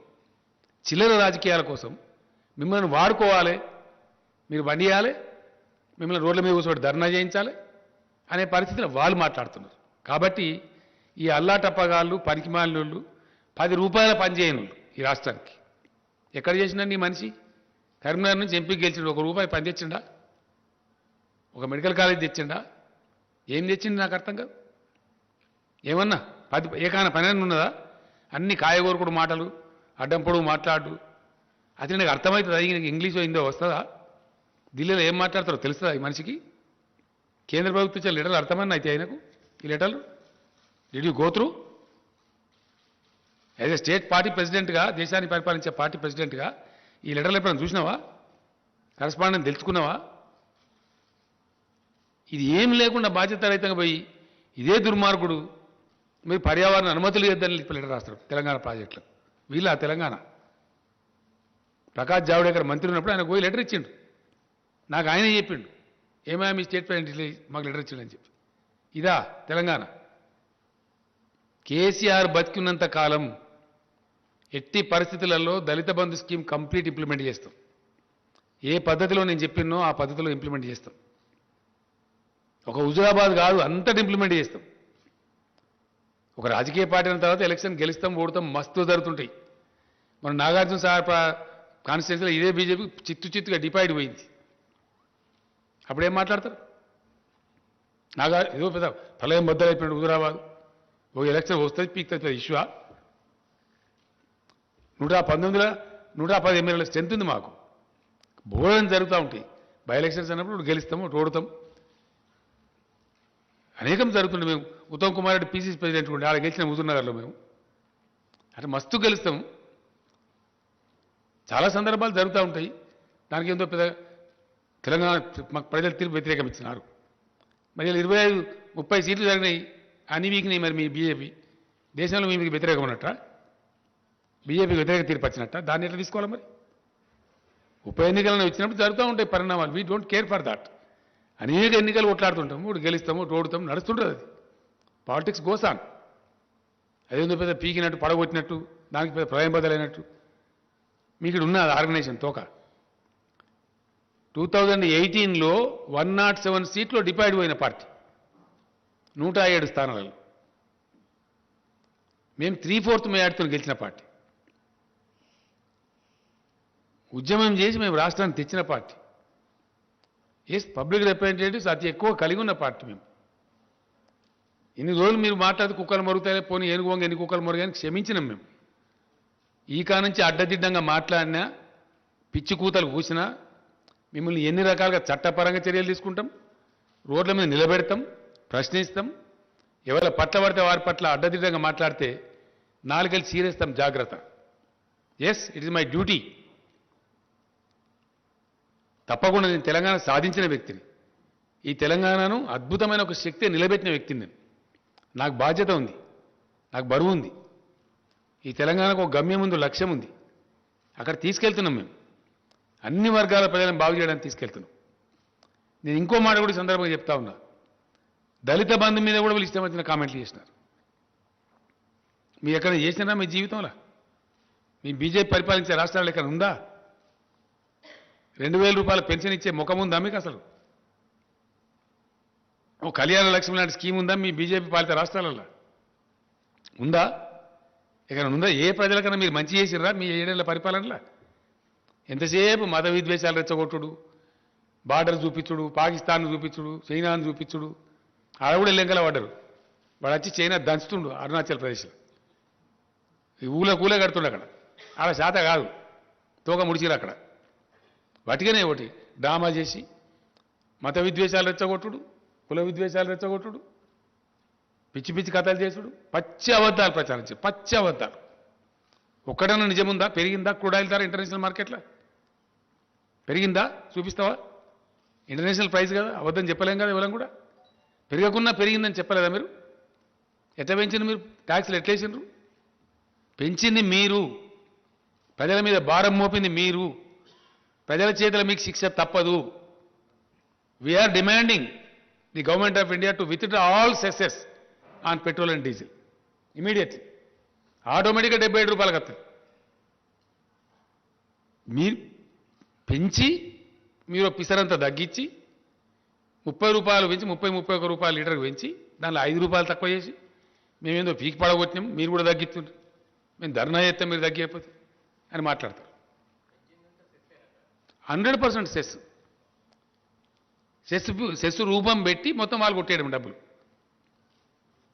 రాష్ట్రాలకు ఇయ్యరు వాటా దాంట్లో డివైజివ్ పూల్లో రాజ్యాంగబద్ధంగా ట్యాక్స్ రూపంలో వస్తే సెంట్రల్ ట్యాక్సెస్లో స్టేట్లకు షేర్ ఇవ్వాలి 41% ఇవ్వాలి దాన్ని ఎగగొట్టడానికి రాష్ట్రాలను నోరుగొట్టి మొత్తం డబ్బులు మీరే తీసుకొని అన్నీ కూడా భయంకరమైనటువంటి ఫలితాలు మీ పరిపాలనలో జీడీపీ నాశనం అయిపోయింది గంగానదిల శవాలు తేలిని కోవిడ్ సందర్భంలో మీ చేతగాంతనం వల్ల ఎస్ అన్నీ ఇంకా చాలా ఉన్నాయి రేపటి నుంచి అగ్గి పెడతాం దేశంలో ఎక్కడ ఏం పెట్టినా మాకు తెలుసు మీ అడ్డదిడ్డం పనులకు మీ ఇష్టం వచ్చిన మాటలకు చాలా మర్యాదగా ప్రవర్తించినాం ఇప్పటిదాకా but there is a limit for everything నేను ఎప్పుడు మాట్లాడలే నాకు ఇంత మంట ఎందుకు మండుతుందంటే వ్యక్తిగతంగా నన్ను నిందించినా నేను మాట్లాడలే పర్సనల్గా నా మీద పడ్డా నేను మాట్లాడలే కుక్కలు మరుగుతలేకపోతే ఎవడు పడుచుకుంటే మాట్లాడలే కేర్ చేయలే కానీ రైతాంగం యొక్క బతుకుతో ఇలా చెలగాట మారుతున్నారు కాబట్టి పంటలు వేయమని బాధ్యత రైతంగా చెప్తున్నారు కాబట్టి మీ మాట నమ్మి ఒకవేళ వడ్డు పండిస్తే రైతులు రేపు పొద్దున మునుగుతారు కాబట్టి వాళ్ళని ఎట్టి పరిస్థితులు మునిగిపోనియద్దు కాపాడుకోవాలి కాబట్టి నేను ఆవేదనతో ఈ మాట చెప్తాను ఏ వ్యవహారం చక్కగా ఉన్నదండి వీళ్ళది సింపుల్ ముచ్చటండి ఒకటే మాట దయచేసి ఎక్కువ లేదు కేంద్ర ప్రభుత్వం బియ్యం తీసుకుంటా వడ్డు తీసుకుంటా అంటే రాష్ట్ర ప్రభుత్వం వద్దంటుందా కమాన్ స్టేట్ దా నేను మా వ్యవసాయ మంత్రి గారిని పంపిస్తా ఆయన బాగా ఎడ్యుకేటెడ్ హైలీ ఎడ్యుకేటెడ్ నువ్వు రా డిబేట్కి అడగస్తావు నువ్వు వంట అంటే మేము వద్దంటున్నావా ఇన్ని నీళ్లు తెచ్చి ఇన్ని ప్రాజెక్టులు కట్టి ఇంత కరెంటు తెచ్చి ఇలా రైతాంగం కార్లు కొనుక్కుంటున్నారు ఊళ్ళల్లో ఊళ్ళు ముఖాలు తెల్లబడ్డాయి హైదరాబాద్లో కూడా వాపసు పోయి ఇల్లు చదువుకుంటున్నారు ఊళ్ళల్లో సంతోషపడుతున్నారు ఒక దరికి వచ్చే తెలంగాణను నీ చిల్లర రాజకీయం కోసం నీ కంపు నోరుతోని ఇష్టం వచ్చినట్టు మాట్లాడి మెడలు వస్తావు ఎవరి మెడలు వస్తావు నీ మెడ 4 ముక్కలు చేస్తావు అనుకుంటున్నావు జాగ్రత్త తెలంగాణ ప్రజల జీవితాలతో చెలగాట మాట్లాడితే ఊకోడు కేసీఆర్ నన్నంటే నేను పడ్డా కానీ తెలంగాణ రైతులు మోసం చేస్తా తెలంగాణ రాష్ట్ర ఎకానమీ నాశనం చేస్తా నో మేము కడుపు కట్టుకొని నోరు కట్టుకొని నీతిమంతంగా డిసిప్లిన్గా ఫిజికల్ ప్రుడెన్స్ మెయింటైన్ చేసినాం ఆర్థిక క్రమశిక్షణ పాటించినాం దానివల్ల రాష్ట్ర ఆర్థిక పరిస్థితి పటిష్టంగా ఉంది అలా we are number 1 state in the country ఇది మా డిసిప్లిన్ మీ చాతగాంతనం వల్ల దేశాన్ని నాశనం పట్టించింది మీరు వచ్చినాడు 30-40 వేల కోట్ల అప్పు 1,30,000 వేల కోట్ల అప్పు చేసింది మీరు ఇది 70-80 లక్షల కోట్ల అప్పులు చేసిండ్రు ఈ కేంద్ర ప్రభుత్వం జీడీపీ క్రాస్ చేసిండ్రు ధరలు పెంచిండ్రు ఏమైందండి అలా ఫలితం మీరు పెంచిన పెట్రోల్ ధరల వల్ల ప్రతి ఒక్క వస్తువు బగ్గుమంటుంది అలా అన్ని నిత్యావసర సరుకులు పెరిగినాయి ప్రతి ఒక్కటి ఎరువు బస్తా తీసుకొచ్చి రైతుకు అమ్మితే దాని మీద ట్రాన్స్పోర్ట్ ఛార్జ్ పెరిగిందని వాళ్ళు ధరలు పెంచుతూ ఉన్నారు పప్పుల ధరలు పెరిగినాయి ఉప్పుల ధరలు పెరిగినాయి పెరిగింది ఏదైనా ఉందా అయ్యాలి వాని ఇవ్వని అనే పరిస్థితి లేదు ప్రజలు పెట్రోల్ ధర పెరిగింది సార్ మాకు ట్రాన్స్పోర్ట్ ఛార్జ్ పెరిగింది మేము పెంచుతాం ఒక్క పెట్రోల్ ధర కాదు పెట్రోల్ ధర పెంచడం ద్వారా పేద ప్రజల యొక్క జేబులు దోపిడీ చేసి వాళ్ళ కొంపలు ఆర్చింది మీరు అన్ని నిత్యావసర వర్కులు అసలు వాస్తవ స్టోరీ ఇట్లుంటే మీరేందో పవిత్రులు అన్నట్టు మీరు చాలా గొప్పోలం అన్నట్టు మా అంత సిపాయిలేరు అన్నట్టు అడ్డం పొడుగు మాట్లాడడం చాలా జాగ్రత్త ఇప్పటిదాకా క్షమించినాం ఇప్పటి నుంచి మాత్రం క్షమించం కేంద్ర మంత్రి కూడా కిషన్ రెడ్డి కూడా తప్పులు మాట్లాడుతున్న కిషన్ రెడ్డి గారు మంచిది కాదు నీకు నేను కూడా పనిచేసిన కేంద్ర మంత్రిగా చాలా హుందా ఉండాలి పెద్ద పదవి వచ్చిన అంత గౌరవంగా మాట్లాడాలి ఈయన మన హుజురాబాద్ ఎలక్షన్లో పోయి కేసీఆర్ఏ బాధ్యుడు అని మాట్లాడుతుంది అన్ని అబద్ధాలు పచ్చి అబద్ధాలు ఈయన అప్పుడు యూపీఏ గవర్నమెంట్లో మంత్రి ఉండే అప్పుడు చేసిన దానివల్ల మేము ఇప్పుడు పెంచిన ధర అని మాట్లాడుతుంది ఇదా ఉందా నిజంగా లెక్కాచారం చూపిస్తావా వస్తావా ప్రతి విషయాన్ని కూడా ఉన్నది లేనట్టు లేనిది ఉన్నట్టు భ్రమలు కల్పించి పచ్చి అబద్ధాలు చెప్పి ప్రజలను మోసం చేస్తూ ఉన్నారు వీళ్ళు ఏం మంచి చేయాలి ఎవరికి కూడా వీళ్ళు రైతాంగానికి బాగా చేసిండ్రా గిరిజనులకు బాగా చేసిండ్రా దళితులకు బాగా చేసిండ్రా బీసీలకు చేసిండ్రా నిరుద్యోగ సమస్య తీర్చి ఏం తీర్చినండి ఈ పార్టీ వచ్చి నాకు అర్థం కాదు ఎవరు ధరించిండ్రు ఇంకా ఉల్టా రైతులను దొక్కియండి చంపేయండి బీజేపీ కార్యకర్తల మీటింగ్లు పెట్టి హర్యానా ముఖ్యమంత్రి చెప్తారు మీరు జైలు కోవడానికి సిద్ధపడండి 1000 మంది 1000 మంది చొప్పున ముఠాలు తయారై రైతులను దాడి చేయండి. ఇదానే మీ పరిపాలన, మీ నీతి? రైతుల మీద కార్లు ఎక్కించి కేంద్ర మంత్రులు పోయి ఇదేనా నీతి? ఒక సంవత్సరం నుంచి చేస్తానే రైతులు ధర్నా అక్కడ. మీరు చేసిన దిక్కుమాలిన కార్పొరేట్ చేతిలో పెడతామంటే వద్దని చెప్పి మొత్తం మార్కెట్ కమిటీలు రద్దు చేస్తారు వీళ్ళు. రైతుల బతుకుని తీసుకుపోయి కార్పొరేట్ల చేతిలో పెడతారు వీళ్ళు. ఎస్, మీది అదే కదా ప్రయత్నం. మీది చెప్పడమేమో తేనె ఊసిన కత్తిలాగా రైతు ఎక్కడైనా నమ్ముకోవచ్చు. అమ్ముకుంటాడానండి? 3 ఎకరాల రైతు, 5 ఎకరాల రైతు కొంచెం కర్ణాటకలో తమిళనాడులో అమ్ముతాడా? ఢిల్లీలో కూడా అమ్ముతాడా? సాధ్యమయ్యే పనేనా? అంటే ఇరకబెట్టాలి రైతు. ఈ మోసం చేసి కార్పొరేట్ వాడు ఎంత ధర చెప్తే అంత ధరకు అమ్ముకోవాలి. ఆయన పొలంలో ఆయన జీతగానికి పనిచేయాలి. అగ్రికల్చర్ కార్పొరేటైజేషన్ కోసం చేసిన కుట్ర, భయంకరమైనటువంటి పద్ధతిలో జరుగుతున్న కుట్ర, అన్నిటినీ ఛేదిస్తామని బయట పెడతాం. ఎస్, డెఫినెట్గా రేపు పార్లమెంట్లో కూడా దద్దరిలో చేస్తాం. రాష్ట్ర హక్కుల కోసం కొట్లాడతాం. నీ ధాన్యం సంగతి కూడా పెడతాం రేపు పార్లమెంట్లో. ఇప్పుడు కూడా మేము పెడతాం డెఫినెట్గా. మా కోటా ఏందో నిర్ణయించమని చెప్పి జిల్లా కేంద్రాలలో ధర్నా చేస్తాం. 2600 రైతు కేంద్రాలలో ధర్నా చేస్తాం. అవసరం అనుకుంటే ఆల్ ఎమ్మెల్యేస్ పోయి ఢిల్లీలో ధర్నా చేస్తాం, ఇంక్లూడింగ్ చీఫ్ మినిస్టర్. మొత్తం తెలంగాణ క్యాబినెట్, తెలంగాణ ఎంపీలు, తెలంగాణ ఎమ్మెల్యేలు, ఎమ్మెల్సీలు అందరం కూడా పోయి, ప్రజాప్రతినిధులు, జడ్పీ చైర్మన్లు, స్థానిక సంస్థల చైర్మన్లు అందరం పోయి వేలాది మందిని పోయి వడ్లు కొనమని చెప్పి ధర్నా పెడతాం ఢిల్లీలో. ఇంకో నాటకం ఏంటంటే పంజాబ్లో మొత్తం ధాన్యం సేకరిస్తారండి. కంప్లీట్ 100% ధాన్యం సేకరిస్తారు. తెలంగాణ ధాన్యం ఎందుకు కొన్నారు నేను అడుగుతా ఉన్నా. మీ సమాధానం ఏంటి? ఫస్ట్ దానికి సమాధానం చెప్పు. నీ మెడల సంగతి, తోల సంగతి అట్లా ఉండదు. పంజాబ్లో మొత్తం సేకరించి తెలంగాణ ధాన్యం ఎందుకు సేకరించరు? కారణం ఏంది? కేంద్ర ప్రభుత్వం రాష్ట్రానికి ఒక నీతి ఉంటుందా? కేంద్ర ప్రభుత్వానికి చిత్తశుద్ధి ఉంటే తెలంగాణలో కూడా మొత్తం ధాన్యం సేకరించాలి 100%. ఎందుకు సేకరించరు? తెలంగాణలో ప్రొడక్టివిటీ ఎక్కువ. దేశానికి అన్నం పెడుతుంది తెలంగాణ. ఇయ్యాల మీ కళ్ళు మండుతున్నాయి. తెలంగాణ రైతులు సంతోషపడితే మీ కడుపులు ఉడికిపోతున్నాయి. కాబట్టి పిచ్చి పిచ్చి ప్రేలాపనలు మానుకొని జాగ్రత్తగా మాట్లాడాలా, జాగ్రత్తగా వ్యవహారం చేయాలా. రైతులు కూడా చూస్తాం, ఒక వారం రోజులు చూద్దాం. కేంద్ర ప్రభుత్వం ఒకవేళ ఆర్డర్ ఇస్తుందా? ఇయ్యని మేము కూడా డిమాండ్ చేస్తా ఉన్నాం. అధికారులు మొన్ననే పోయొచ్చారు. నిన్న రాత్రి కూడా నేను మాట్లాడినా. ఒక వారం చూద్దాం. డిసెంబర్ దాకా వేయచ్చు వారి. ఇప్పుడు తొందరపడేసే అవసరం లేదు. నిజంగానే కేంద్రం తీసుకుంటా అంటే సంతోషంగా వేద్దాం వారి.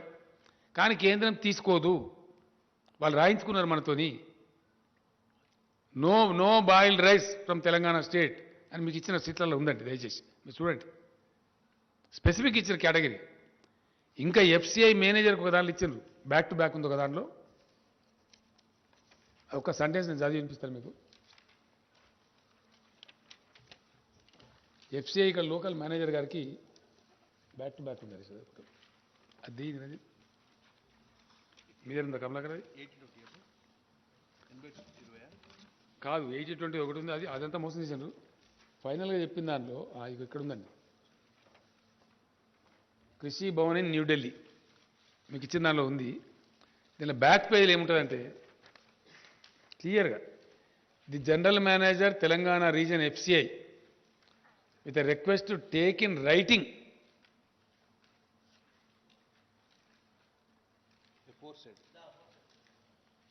aforesaid commitment ను దీనిలో ఉన్నది. ఇది రైటింగ్లో తీసుకొని మాత్రమే మీరు తెలంగాణ బియ్యం తీసుకోవాలి. మీ దీనిలో కూడా దయచేసి ఇదేమో ఇట్లా పెడతారు కండిషన్లు. ఇవి అధికారిక ఉత్తర్వులు, కృషి భవన్ నుంచి వచ్చే ఆర్డర్స్. ఇక్కడనో మీరు వరేయండి, మేము మెడల్ వంచితే ఎవరి మెడల్ వంచాలా? ఈ ఆర్డర్ ఇచ్చిన మెడల్ వంచానా? నీ మెడల్ వంచానా? ఎవరి మెడల్ వంచాలా? ఈ కాపీలో ఉందండి. దీనిలో బ్యాక్ టు బ్యాక్ ఉంది. దీనిలో వన్ పేపర్ ఇచ్చినాం మేము. దీనిలో క్లియర్గా ఉంది లాస్ట్ది. ఇక్కడ ఉండబడే ఎఫ్సిఐ జిఎంకి ఇచ్చిన ఆర్డర్ చూడండి, నిదానంగా మీకు చూసుకోవచ్చు. ఆర్డర్స్ ఏమో ఇవి. నిన్నగాక మొన్న 3 రోజుల సెక్రటరీలు పోయారు, finance secretary and agriculture secretary. కాలు పెడితే మిడకు లేదు, 60 లక్షల ఎకరాలు లేదు, శాటిలైట్ చూపి మేము అవద్దని చెప్తాం. హెలికాప్టర్స్ పంపిస్తే నేను తిరుగుతురా. వాస్తవాలు ఈ విధంగా ఉంటాయి. చెప్పే తప్పుడు మాటలు. కాబట్టి చాలా జాగ్రత్తగా ఒళ్ళు దగ్గర పెట్టుకొని మెదులుకోవాలి. రాష్ట్ర బీజేపీ అధ్యక్షుడు కానీ రాష్ట్ర బీజేపీ నాయకులు కానీ ఇప్పటిదాకా క్షమించడం కానీ ముందరికి క్షమించము. పిచ్చి పిచ్చి కూతలు కూస్తే పిచ్చి పిచ్చి మాటలు మాట్లాడితే ప్రజలను తప్పుదో చెప్పించే మాటలు మాట్లాడితే మాత్రం చీల్చి చెండాడతాం. జాగ్రత్త. ఇప్పటిదాకా మన్నించినా కానీ ఇక మన్నించము. Thank you.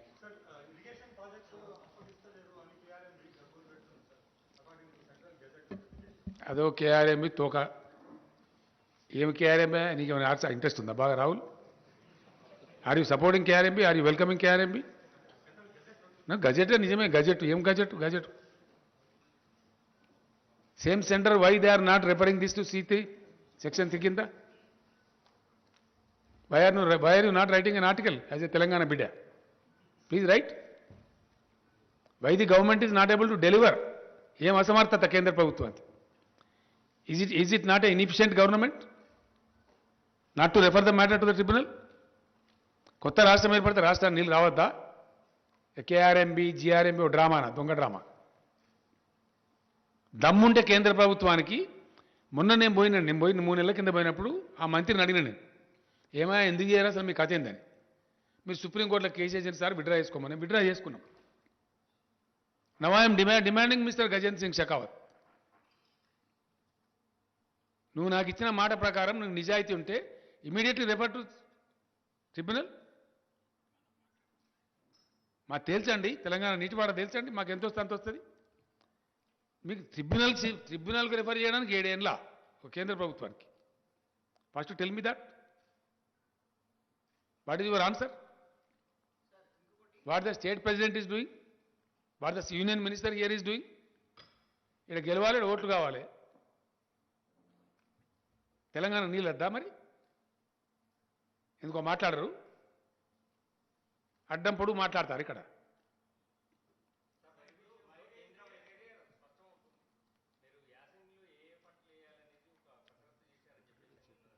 మొత్తం డీటెయిల్స్ అన్ని ఇచ్చిండ్రు, అందరికి ఇచ్చానండి. ఇచ్చినారు వ్యవసాయ శాఖ. నేను ఏమంటున్నా, రైతాంగం ఏ పంటలు వేయాలనేది మీ స్థానిక వ్యవసాయ అధికారులను సంప్రదించండి. వాళ్ళు ఆల్రెడీ మీటింగ్లు పెడుతున్నారు, చెప్తున్నారు.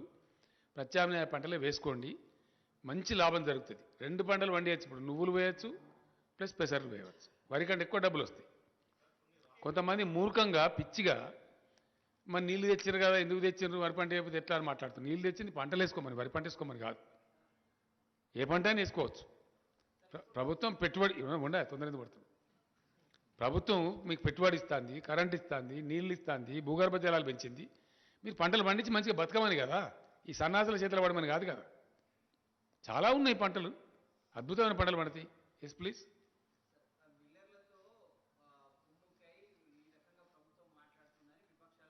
ఏ విపక్షమా? ఎవడెవడు తలకాలినోడు? ఎవడు వాడు ఒకటేందే. నీ ఒకటే కరెక్ట్ కాదు. ఒకటి చెప్పు ఫస్ట్. నువ్వు చెప్పా. ఏ విపక్షమో చెప్పు. ఏ విపక్షమయా? నువ్వు ప్లీజ్ బీ పేషెంట్. ఏ విపక్షమో చెప్పును. వాడు తలకాయనోడా, తోకునోడా, మంచిగా గాడిదా? గాడిదా నాకేం తెలుసు? నాకు తెలియదు. నువ్వు చెప్పు ఏ విపక్షమో. మళ్ళీ ఇంకో ప్రశ్న ఇచ్చిపెట్టా. ఈ ప్రశ్న చెప్పు. ఆగ్రో ఇండస్ట్రీస్ కాదు, ఫుడ్ ప్రాసెసింగ్ ఇండస్ట్రీ. అది నీ బుడముండ వాదన, తలా తోకలేని వాదన. ఎవడా మాట్లాడినది నాకు అర్థం కాదు. నిపుణులు ఎవడా నిపుణుడు నాకు అర్థం కాదు. ఎవడవాడు తీసుకురాపో. అట్లే అంటారు మరి. ఎట్లా అంటారు? నువ్వెట్లా అంటారు నువ్వు మరి? ఫుడ్ ప్రాసెసింగ్ ఇండస్ట్రీ రావాలా? దానికి 2-3 ఏళ్ళు పడుతుంది, 4 ఏళ్ళు పడుతుంది. పట్టదా? నీకు కూడా ఉండాలి కదా జ్ఞానం.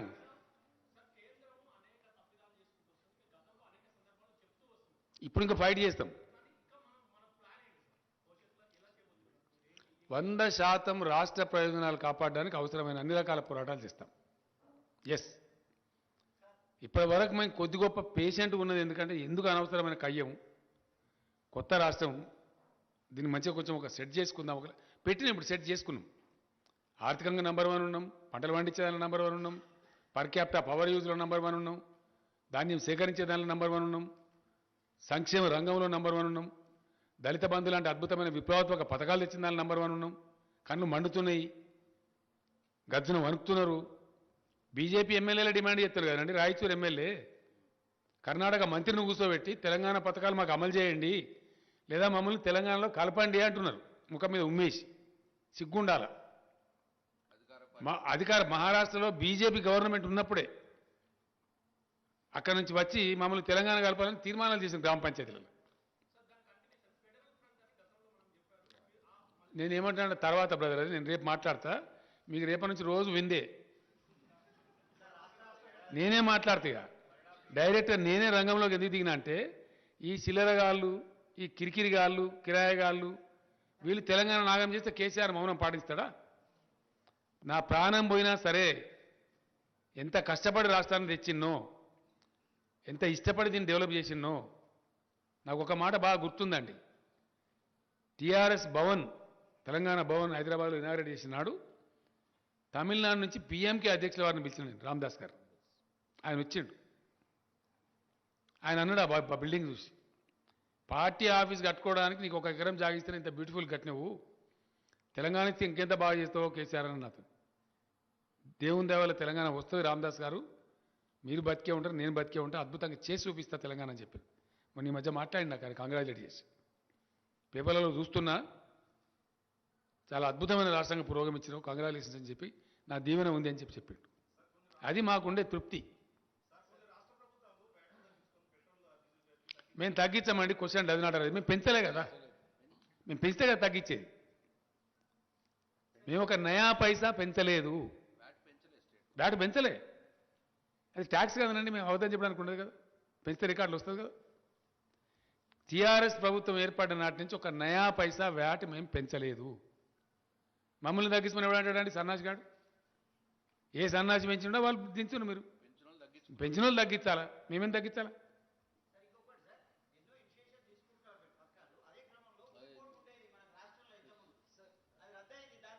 ఏంటిదండి? ఏంటిది అది? చెప్దాం, మళ్ళీ చెప్దాం. ఎస్, సెస్సెస్ నాట్ రెడ్యూసింగ్ అండి. I'm demanding the government of India to remove the cesses levied by the government of India on petrol and diesel. Yes, total cess. It is possible because please, it is to the benefit of the country. Because without any increase of crude oil in the international market, the government of India has unnecessarily levied the cess on petrol and diesel, burdening the pockets of the poor people, middle class people. Now, if the government of India is sincere towards poor people of the country, it is up to them to withdraw the total cesses levied by them. I am very clear. So my question is, do you have in mind some kind of a timeline or a deadline? 100% we continue to fight. We will continue to fight. Today we have initiated, I made it clear to the people that we are going to fight with government of India. Continue to fight చేస్తాం. Petrol diesel మీద cess withdraw చేయమని మేమే ధర్నాలు చేస్తాం. ఎవరైతే పెంపుకు కారణమో వాళ్ళని నిలదీస్తాం. ఎవ్వరం కలుపుకోనో వాళ్ళని కలుపుకుంటాం. అందరిని కలుపుకుంటాం. ఎవరు వాళ్ళని కలుపుకొని అందరిని కలుపుకుంటాం.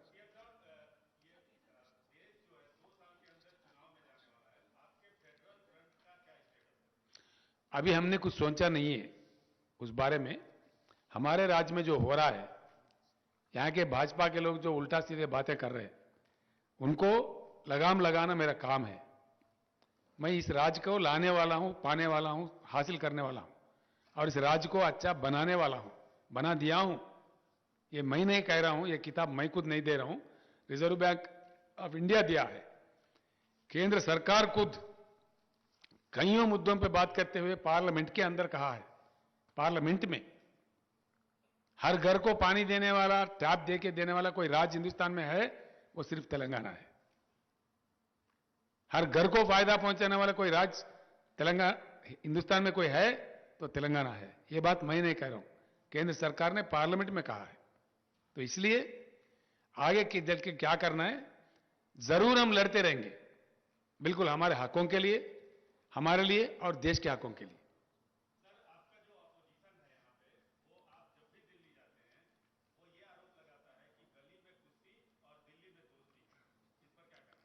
देखा ऐसा है, ये बहुत कमीने लोगों की बात है, नालायक लोगों की बात है। मैं एक मुख्यमंत्री हूं, एक राज्य चलाता हूं। I hold a constitutional position of chief minister post.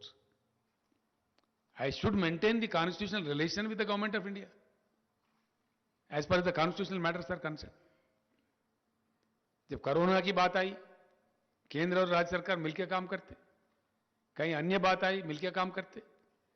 सरकार का काम करने का ढंग जो नहीं जानता, जो जिंदगी में कभी कोई मंत्री नहीं बना, नालायक ना समझ लोग हैं, उनका बात है।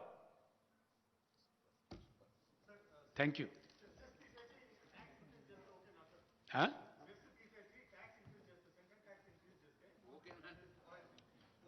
అసలు పెట్రోల్ డీజిల్ ధరలు పెంచడమే తప్పు, అడ్డదారిలో దొడ్డిదారిలో కేంద్రం పెంచింది, మొత్తం విత్డ్రా చేసుకోమని మేము డిమాండ్ చేస్తున్నాం. That's all. Thank you.